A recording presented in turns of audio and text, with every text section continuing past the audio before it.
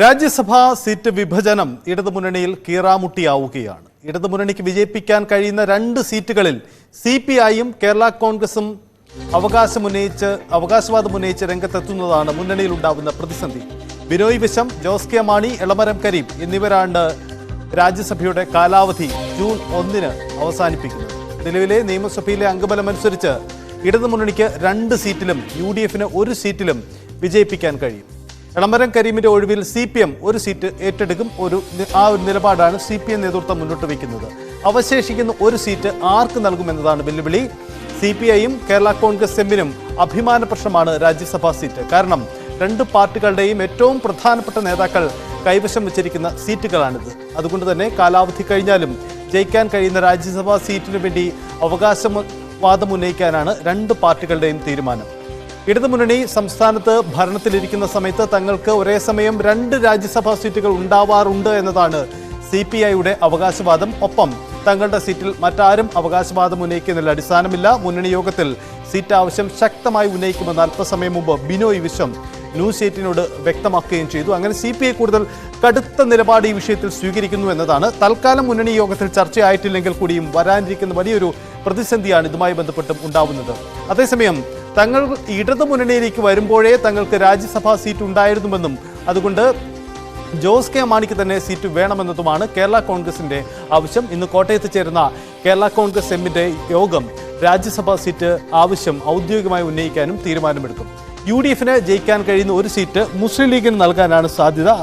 അത് സംബന്ധിച്ച ധാരണയാണ് തൽക്കാലം UDF കേന്ദ്രങ്ങളിൽ നടക്കുന്നത്. എന്തായാലും ഇതെന്താണ് ഇടതുമുന്നണിയിൽ ഉണ്ടാക്കുന്ന പ്രതിസന്ധി, അല്ലെങ്കിൽ ഒരു പ്രതിസന്ധി ആവാതിരിക്കാൻ CPM നേതൃത്വം ജാഗ്രത കാട്ടുമോ, CPM വിട്ടുവീഴ്ച ചെയ്യുമോ, അങ്ങനെ പ്രധാനപ്പെട്ട രാഷ്ട്രീയ ചോദ്യങ്ങളും ഉയരുന്നുണ്ട്.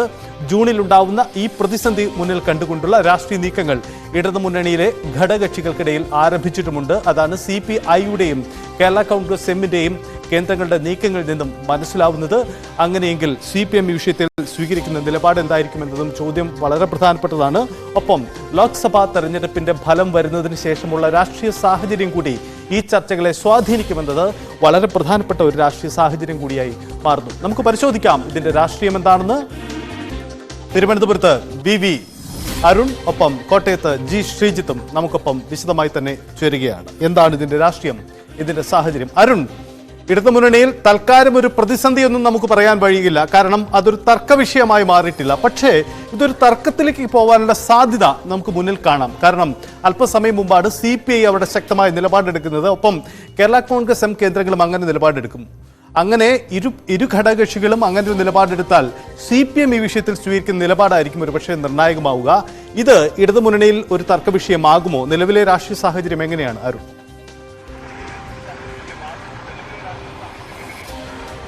2 സീറ്റിൽ 3 സീറ്റിൽ മത്സരം വരുമ്പോൾ 2 സീറ്റിൽ വിജയിക്കാനാകും. ആ സാഹചര്യത്തിൽ അതിലൊന്ന് തങ്ങൾക്കുള്ളതാണെന്ന് CPM ഉറപ്പിക്കും. കാരണം CPMനും രാജ്യസഭയിലും ലോക്സഭയിലും ഒക്കെ നേരത്തേക്കുണ്ടായിരുന്ന പോലുള്ള ഒരു സ്വാധീനമില്ല. അതുകൊണ്ട് കിട്ടുന്ന അവസരങ്ങളിലെല്ലാം ഒരു സീറ്റ് അവിടെ ഉറപ്പിക്കണം. ലോക്സഭാ തെരഞ്ഞെടുപ്പിൽ എത്രത്തോളം സീറ്റ് കിട്ടുമെന്നൊക്കെ കണ്ടറിയേണ്ടിയിരിക്കുന്ന കാര്യമാണ്. കേരളം വിട്ടാൽ മറ്റ് സംസ്ഥാനങ്ങളിൽ വലിയ സാധ്യതയുമില്ല. അതുകൊണ്ട് തന്നെ രാജ്യസഭ വളരെ പ്രധാനപ്പെട്ട സീറ്റായി CPM കാണുന്നു. 2 സീറ്റിൽ 1 അവർ തന്നെ മത്സരിക്കുമെന്ന് ഉറപ്പാണ്. ഇപ്പോൾ നിയമസഭയിലെ കക്ഷിനില വെച്ച് നോക്കുമ്പോൾ 2 സീറ്റിലാണ് ഇടതുമുന്നണിക്ക് ഇവിടെ നിന്ന് സ്ഥാനാർത്ഥികളെ രാജ്യസഭയിലേക്ക് വിജയിപ്പിക്കാനാകുന്നത്. അതിൽ 1 സീറ്റ് CPM എടുക്കും. അങ്ങനെ എടുക്കുമ്പോൾ ഈ ഒഴിവ് വരുന്ന 2 സീറ്റും അത് ഒന്ന് കേരള കോൺഗ്രസ് എമ്മിന്റെ ചെയർമാൻ ജോസ് കെ മാണിയുടേതാണ്, മറ്റൊന്ന് CPIയുടെ സംസ്ഥാന സെക്രട്ടറി ബിനോയ് വിശ്വത്തിൻ്റെതാണ്. ഈ 2 സീറ്റുകളും അവരിൽ നിന്ന് പിടിച്ച് ആരുടെ 1 സീറ്റ് തിരിച്ചെടുക്കേണ്ടി വരുമെന്നുള്ളതാണ് CPMനെ കുഴയ്ക്കുന്ന വിഷയം. കേരള കോൺഗ്രസ് എമ്മിന്റെ സീറ്റാകട്ടെ UDFിലായിരുന്നപ്പോൾ രാജ്യസഭാ MP ആയിരുന്നു ജോസ് കെ മാണി. അത് രാജിവെച്ച് അദ്ദേഹം ഇടതുമുന്നണിക്കൊപ്പം വരുന്നു. ഇവിടേക്ക് വരുമ്പോഴും ആ സീറ്റ് നൽകി CPM അവരെ സ്വീകരിക്കുന്നു. അന്ന് CPMലുണ്ടായ ധാരണ നേതാക്കൾ പറഞ്ഞതും അവരുടെ അവശേഷിക്കുന്ന കാലാവധി അവർക്ക് നൽകുന്നു എന്നുള്ളതാണ്. അതിനപ്പുറത്തേക്ക് അടുത്ത ടേം അവർക്ക് നൽകുമെന്ന കാര്യത്തിൽ CPM ഒരു ഉറപ്പും നൽകിയിട്ടില്ല എന്നാണ് നേതാക്കൾ വ്യക്തമാക്കുന്നത്. അത്തരമൊരു അവകാശവാദം ഇതുവരെയും ജോസ് കെ മാണിയുമായി ബന്ധപ്പെട്ട് കേരള കോൺഗ്രസ് ഉന്നയിച്ചതായും അറിവില്ല. പക്ഷേ ഇപ്പോൾ സ്വാഭാവികമായും ജോസ് കെ മാണിക്ക് രാജ്യസഭാ MP സ്ഥാനം മാറിയാൽ മറ്റൊരു പദവിയില്ല. പാർട്ടി ചെയർമാൻ സ്ഥാനത്ത് അപ്പുറത്തേക്ക് ഒരു പദവിയില്ല. അതുകൊണ്ട് തന്നെ ആ സീറ്റ് അവർ ആവശ്യപ്പെടുമെന്ന് ഏറെക്കുറെ ഉറപ്പാണ്. വിശദാംശങ്ങൾ ശ്രീജിത്ത് നൽകും. CPIയുടെ നിലപാടും ഒട്ടും വിട്ടുവീഴ്ചയില്ലാത്തതാണ്. ആ സീറ്റ് CPIയുടേതാണ്.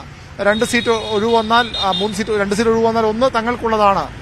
പ്രത്യേകിച്ച് ഞങ്ങളുടെ സംസ്ഥാന സെക്രട്ടറി ദേശീയ ദേശീയ സെക്രട്ടറി കൂടിയാണ് ബിനോയ് വിശ്വം. അദ്ദേഹം ഒഴിയുന്ന അല്ലെങ്കിൽ അദ്ദേഹത്തിന്റെ കാലാവധി തീരുമ്പോൾ ഒന്നുകിൽ അദ്ദേഹത്തിന് വീണ്ടും അയക്കണം, അല്ലെങ്കിൽ മറ്റൊരു നേതാവ് ഇവിടെ നിന്ന് പോകണം. അതുകൊണ്ട് ആ സീറ്റ് വിട്ടുകൊടുക്കാൻ CPI തയ്യാറാകില്ല. മുന്നണി യോഗത്തിൽ ആ വിഷയം CPI നേതൃത്വം ആ നിലപാട് വ്യക്തമാക്കും. മുന്നണി നേതൃത്വം ഇപ്പോൾ ഇത്തരം ചർച്ച തങ്ങളുടെ മുന്നിലില്ല, അതുകൊണ്ട് തന്നെ പ്രതിസന്ധി ഇല്ല എന്ന് പറയുമ്പോഴും ഭാവിയിൽ, പ്രത്യേകിച്ചും അതിവിദൂരമല്ലാത്ത ഭാവിയിൽ ജൂലൈ 1 ഒഴിവ് വരുന്നത്. അതുകൊണ്ട് തന്നെ അധികം വൈകാതെ ഇടതുമുന്നണിക്ക് വിഷയം ചർച്ച ചെയ്യേണ്ടി വരും. അപ്പോൾ 3 പാർട്ടികളും CPM-ന് ഒരു സീറ്റ് കിട്ടിയേ തീരുവ നിലപാട് അവർക്കുണ്ട്. ജോസ് കെ മാണിക്കും സീറ്റ് വേണം. CPI-യും വിട്ടുകൊടുക്കാൻ തയ്യാറല്ല. അങ്ങനെ ഒരു പ്രതിസന്ധി അധികം വൈകാതെ ഇടതുമുന്നണിയുണ്ടാകും. എങ്ങനെ ഇത് പരിഹരിക്കും? നേരത്തെയൊക്കെ ചില കാര്യങ്ങളിൽ കേരള കോൺഗ്രസ് എമ്മുമായി ബന്ധപ്പെട്ട വിഷയങ്ങളിലൊക്കെ വിട്ടുവീഴ്ചയ്ക്ക് CPI-യേക്കാൾ കൂടുതൽ CPM തയ്യാറായിട്ടുണ്ട്. കാഞ്ഞിരപ്പള്ളി സീറ്റ് കാര്യത്തിലുമൊക്കെ CPI-യും വിട്ടുവീഴ്ചയ്ക്ക് നിയമസഭാ തെരഞ്ഞെടുപ്പ് തയ്യാറായതാണ്. പക്ഷേ CPM വിട്ടുവീഴ്ച ചെയ്യുമോ എന്ന കാര്യമാണ് അറിയേണ്ടത്. അത്ര എളുപ്പമല്ല CPM-ന് ഒരു സീറ്റ് അങ്ങ് വിട്ടുകൊടുക്കാൻ. രാജ്യസഭാ സീറ്റാണ്. അടുത്ത തവണ ഭരണം ഉണ്ടാകുമെന്ന് സംസ്ഥാനത്ത് ഒരു ഉറപ്പുമില്ല. അങ്ങനെ വരുമ്പോൾ ഇനി എന്നാണ് ഒരു സീറ്റിലേക്ക് പോകുക, ഒരു രാജ്യസഭയിലേക്ക് അയക്കാൻ കഴിയുക എന്ന കാര്യമൊക്കെ സംശയമാണ്. അതുകൊണ്ട് തന്നെ CPM-ഉം ആ സീറ്റിനായി അവകാശവാദം ഉന്നയിക്കുമെന്ന് ഉറപ്പാണ്. 3